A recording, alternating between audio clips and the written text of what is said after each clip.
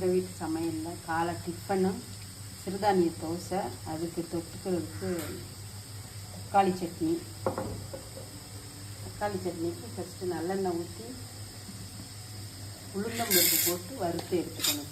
2 spoon உளுந்தம்பருப்பு,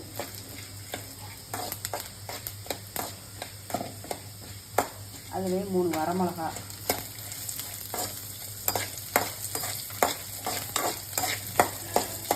விட்டுட்டு உளுந்தை எடுத்துட்டு கருவேப்பிலை கொஞ்சம் போட்டு கருவேப்பிலை கொஞ்சமாக தான் நல்லா டேஸ்ட்டாக இருக்கும். தக்காளி சட்னி போட்டுட்டு வெங்காயம், தக்காளி 2 வெங்காயம் 2 தக்காளி. ஃபஸ்ட்டு வெங்காயத்தை போட்டு நல்லா வதக்கணும்.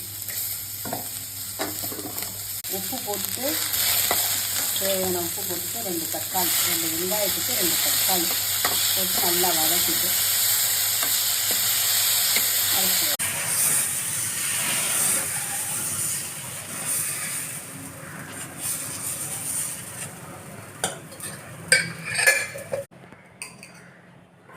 தோசை தக்காளி சட்னி.